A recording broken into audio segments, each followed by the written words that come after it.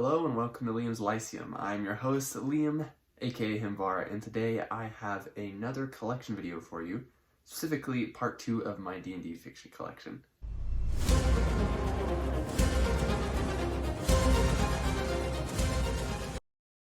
Okay, so it's been probably about a month since I did the first part of this video. I was just going through alphabetical order through my Forgotten Realms collection first.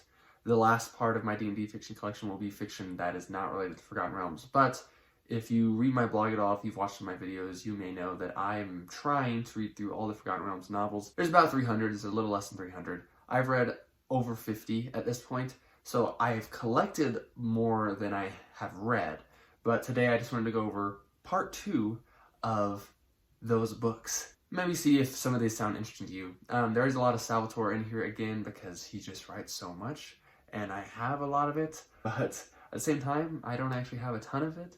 And there are other authors who write a lot too that I just don't. For example, I don't have like almost any Elaine Cunningham, and she's written quite a bit. And I don't have a ton of Troy Denning either, or even a ton of Ed Greenwood. So there's still lots out there. This first up, right, if you remember from the last video, which I will link, the last series I went over was the Harper series. Now, the ones right after that would be the House of Serpents series by Elisa Smedman. So that is a trilogy, and if you like Yuan-ti, that's how I always say it, they're like snake people, they come in a variety of forms. This may be the series for you. There's only one other series I think that really focuses on Yuan-ti, and that is Venom in Her Veins, which is a standalone book, so I'll get to that one last in my Forgotten Realms stuff. But it's one I really enjoyed. I have not yet read these though. So anyways, House of Serpents starts with Venom's Taste, goes on with Viper's Kiss, and then ends with Vanity's Brood. I'm gonna try to let those covers sit in front of the camera for longer than I did last video.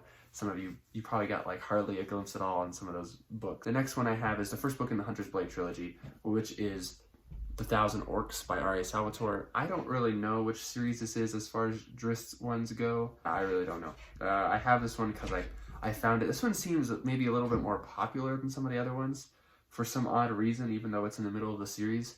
And so I found a used copy of it that was in pretty good shape, and so I just happened to buy it because it was like $2. So yeah, The Thousand Orcs. Also by R.A. Salvatore, though, we have probably his most famous books. That is the Icelandale Trilogy. Right here. So that, of course, starts with the Crystal Shard. These are the newer covers, of course. These are way better than the old covers. The old covers were pretty bad, in my opinion. So then we have Streams of Silver and the Halfling's Gem. Now, these are actually my favorite Salvatore books, sort of. They're also some of my least favorite. The Crystal Shard is not the best written, though the story is okay. And Drizzt isn't really the main character in that one. He's not really the main character in really the trilogy as a whole. He became the main character afterwards, sort of. My favorites of the Drizzt books I've read, which I've read 10, are these two. Books number 2 and 3, or 5 and 6, if you're counting the prequel trilogy as 1, 2, and 3. But the Crystal Shard is probably my least favorite, though. So the reason, some people ask if they recommend, if you're gonna, and I mentioned in my last video again, if you're gonna start with Drizzt, which I would always recommend just about most of the other books I've read in Forgotten Realms, but I know Drizzt is the most popular. I would not start with the Crystal Shard because it's just so poorly written. I mean, you could read it and be like, oh, it's gonna get better from here, but I would read Homeland first, because then when you get the Crystal Shard, you'll be like, okay, this is just the one rough book. It was the first one, and then after that, it's the best books, these two. After that, it's kind of up and down. A lot of mediocrity, but whatever. I'd actually need to continue with Drizzt soon. It's been about a year for reasons, so. And then after that, we have the Lady Penitent trilogy. I actually have the books 2 and 3. My friend Nico from Nico's Book Reviews got these for me when he went back. The first one was gone. So we have Storm of the Dead, which is book 2. And we have Ascendancy of the Last. So if you couldn't tell by these covers, these are about Drow. And so if you like your Drow, if you read Drizzt and like Drow, if you read War of the Spider Queen like Drow, you may want to check out the Lady Penitent trilogy, again by Elisa Smedman. And then we have the Last Mythal trilogy. Now there is an accompanying anthology for this series called The Realms of the Elves, which I do not have, sadly, but these are all by Richard Baker. And the first one is Forsaken House, second is Farthest Reach, and the third is Final Gate. See, there's kind of like a little glare there, so hopefully you can see these well enough. I hear if you like Elves, these are a good one to go into. I hear also that this leads into the happenings of 5th edition pretty well. I believe I'm really looking forward to getting these. I'm glad I have them. I believe these take place in Everesca, if I'm not mistaken there. I don't really know when I'll get to these, so. Like several of these. I actually haven't read very many Forgotten Realms novels in the latter half of this year, but I read a decent amount at the beginning of the year. And after the last Mythos series, we have the Legacy of the Jurau series, which is the third series in the Legend of Driss. It's the last one I've read. I haven't read further than this, and I will go into my reasons why in just a second. But for book number 7, so number 1 of the series is The Legacy.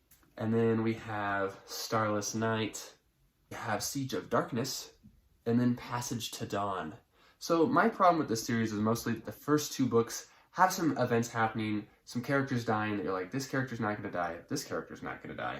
It seems very much like a rehash. Now, there are some character deaths actually in Siege of Darkness. I really enjoyed Siege of Darkness. It's probably my 3rd favorite of the Driss books I've read. And then Passage of Dawn starts off really good, and then it just falls apart from the halfway point on. So that is why I haven't read any Driss books since. I tried to get back in the mood with Salvatore by reading the Cleric Quintet, because I was like, maybe this will be better because there is no Driss in it. Man, was I mistaken, because that was my least favorite thing I've read this year. It's my least favorite Forgotten Realms series I've ever read. So I'm thinking I may need to get back to Driss finally in December, but we'll see. Then after that series, we have The Lost Empires. Now, this is a loosely connected series. This is one I finished, I believe, in the summer of 2020. So the first book is Lost Library of Cormanther by Mel Odom. This one's very much an Indiana Jones feel. If you are looking for something of that sort, this is probably the one Forgotten Realms novel I'd recommend for sure. And then we have Faces of Deception by Troy Denning, which had so much promise and just was such a bad ending that I was very disappointed with it. This one's kind of about a lost empire, but this one's more of about a hidden empire. It's a hidden place very far to the east of Faerun. And then we have Star of Kusura by Clayton Emery rather. This is one of my favorites. This is one of those stories that has a group of friends on one timeline and then like several thousand years. I think it's like 7,000 years at least, in this case, on another timeline. Kind of uncovering the mystery of this ancient city in Kalimshan. Super cool. I love this one. This one does have a mummy in it, as you can see on the cover too. And then we have The Nether Scroll by Lynn Abbey. Lynn Abbey is an author I like. She's known for her Thieves World stuff. And, you know, this novel I felt could have helped to be a little longer because it really focuses on characters. And this takes place outside the Anarok Desert and deals with Zentrum and Netherree's ruins and such and magical artifacts. I mean, it's really cool, but like the first third of it, and considering the book's only 300 pages, it was kind of dry and it was a little brutal to get through. But it did turn out okay at the end, and I actually really enjoyed the ending of it. And then besides that, we have book number 2, not 1 or 3, of the Mastica Trilogy by Douglas Niles. So this one is one of the few series that doesn't take place on Faerun. This takes place on the continent of Mastica, which, if that wasn't obvious, which is very much a continent inspired by, you know, the jungles of South America and stuff like that. So I also believe this is where Tabaxi come from, is Mastica. I'm not sure if there's any in this series, but anyhow. And then we have the Neverwinter series. Again, I only have 1 book for this series, so this is a Legend of Driss book. This is actually the first Driss book I ever tried to read. This is Gauntlgrim, which is the name of an ancient dwarven settlement, city, sorts. And I heard that you didn't have to read the previous books, because this is like book like 20-something in the Legend of Driss. I was like, okay, well, I don't want to read those. At the time, I had only read a couple Forgotten Realms novels, and I was really big into the Neverwinter game at the time. And this is, again, part 1 of the Neverwinter series. It has the Neverwinter game logo on the side here. And I was like, well, I want to read that. I read like the first 40 pages, and I was bored out of my mind. I put it down. So this is a book I've actually DNF'd. I will finish it eventually. I will get to it and read it all the way through, and hopefully I like the rest of the series as well. I believe Neverwinter is the book after this one, but man, was I not enjoying it at all. I would actually never recommend. I can't believe someone told me that I could read this without reading the other Driss books. I would only read this after reading the other Driss books, because that was not good. Just saying. And then we have another loosely connected series. This is The Nobles. These are all by different authors. So there's 6 here. The first 4 have the similar spine design. The next one's changed the color up for whatever reason. We have King Pinch by David Cook, who I believe is an actual D&D designer. I believe on 2nd edition, if I'm remembering correctly. King Pinch, I'm not sure. That's maybe like in Tethir or something like that. Then we have Escape from Undermountain by Mark Anthony. I have not read any of his books, but he did write a few back in like the 2nd edition days, I believe. We have War in Tethir by Victor Milan. I don't know what this book's about. I don't know what I'm going to get to it. We have The Mage and the Iron Mask by Brian Thompson. I think he was in charge of the publications for Forgotten Realms books for a while there. He wrote another one, Once Around the Realms, I believe. And again, I don't know if this is any good. We have The Council Ablaze by Paul Kidd. I believe this is his only Forgotten Realms novel, but I hear he's a very good author as far as like funny fantasy goes. He wrote a trilogy of Greyhawk classic novels, which I have the first one, White Plume Mountain. But I'm really looking forward to this one. But again, besides the fact that it takes place around nobility, I don't know what it's about. And then we have, I think one of the only ones, or maybe just the only one besides Nether Scroll by Limnavi, that's the Symbol's Gift. So the Symbol is one of the Seven Sisters, if I remember correctly. She is the leader, the Witch Queen, I think is what she's called, of Aglaron, which is a country in the Sea of Fallen Stars, kind of south of Thay. I think it's right south of Thay. This is a book, I think, that involves her trying to have a kid with Elminster. Seems really silly. Honestly, I've heard good things about it. This is the one I've heard the most things about. So if I don't feel like I have to read the Nobles books, book 1 through 6 in order, I might just go with this one first, honestly. Okay, now we're getting to the end. We have the Moonshae Trilogy, which is one of the original D&D trilogies. We have Darkwalker and Moonshae, which is the first Forgotten Realms book that ever came out. This is also art that was used on one of the original Grey Box booklets, I believe. It might have been the art on the box itself. But anyways, it's by Douglas Niles. Originally going to be for another setting, I believe, but it got retconned into the Forgotten Realms. The Moonshaes, in this case, are very much Arthurian. They were originally going to be more like a Earthsea vibe, as far as I am aware, but this is the Moonshaes we get. So we got Darkwalker on Moonshae. These were re-released with different cover art, I think probably sometime about 20 years ago. Yeah, book 2 is Black Wizards. And then book 3 is Darkwell, of course. I really like the art for this one. And I like the art for Darkwalker and Moonshae as well. Black Wizards is okay, I guess. And then we have the Clayton Emery trilogy of the Netheril trilogy. So the ones that take place back during the Netheril Empire. So these take place way before most of the other Forgotten Realms books. I have yet to read these. They're pretty short, as most of them are. I believe this one was written in about a month. I'm not entirely sure. There was another author that was supposed to write the books, and he dropped out kind of in the last minute, and so Clayton Emery took it over. But we got the first one is Swordplay. I'm pretty sure this does go decently into like Karsus's Folly, but I also believe it follows technically a barbarian who doesn't live in one of the enclaves that float in the air. You know, he just lives on the ground. We have book 2, which is Dangerous Games, and then book 3, which is Mortal Consequences. So yet another series that most of you may not have heard of.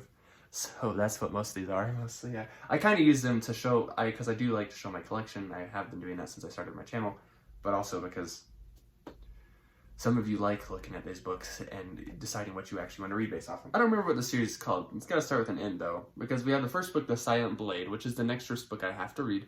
I actually am kind of looking forward to it because it seems like it's a little bit off the beaten track. There is a map in here all the way to the Dragon Mirror, which excites me because so far, well, I do like getting a glimpse of what we've seen in Driss so far, but it's almost, I think it is exclusively on Sword Coast. So if they're going someplace else, I'm here for that. And then these are 2 books I was actually given by Nico's Book Reviews. And the second book in the series, which is The Spine of the World. And then we have the third book, Servant of the Shard. Now, this book is also the first book, or later became the first book in the Sellswords. I believe it's a trilogy. Maybe it's maybe it's a quadrilogy. I'm not really sure. This one, I think, is mostly about some of the bad guys, or who technically are the bad guys, antagonists in a lot of the other Driss books. And this is, again, there is another one. Oh, it's Paths of Darkness. That's what the series is called. So there's 2 more books after this one, part of a Sellsword trilogy, but this is the only one I have in Sellsword, so I thought I'd just keep it here. And then there's another book also after both of these, I guess, if you can consider this Paths of Darkness, that I also don't have. I think it's called The Sea of Swords or something like that, though. These are some of the next books I'll get to as far as Driss goes, though. And then only one more series, and now these may be a fan favorites. If you ever enjoyed any of those old SSI games, then you might enjoy Pool of Radiance. So these are the books based off the game. They're written by James M. Ward and Jane Cooper Hong, who I don't know who that is. There's also a second co-author for the other ones. So we got Pool of Twilight, which is again written by Ward, and then by Ann K. Brown. I'm not sure who that is. And then the last one we have Pools of Darkness. So I believe these might all have video game adaptations or video game versions. I think in this case, these are actually adaptations. The books are based off the game. I haven't read any of the Pools books. They're one of the ones I've been really itching to get to, but there's so many Forgotten Realms books I'm itching to get to, and they go along with all the other books I'm itching to get to. Like, I just started another series I've been kind of itching to get to lately. I always keep the book I'm reading, or I generally try to keep it up there, so there's a hint of that. Anyways, that is part 2 of my D&D collection. I had a decent amount of Drist this time, some Drow stuff, some Yuan-ti stuff, stuff with nobility, stuff with nobles, stuff in the Moonshades, the famous Pools stuff. So anyways, I will get part 3 to you at some point, likely in December, but this has been Liam with Liam's Lyceum. Thanks for watching. Let me know if you plan on reading these, if you have read any of these, if you have any of these, and let me know what your favorites are if you have. But I'll catch you next time.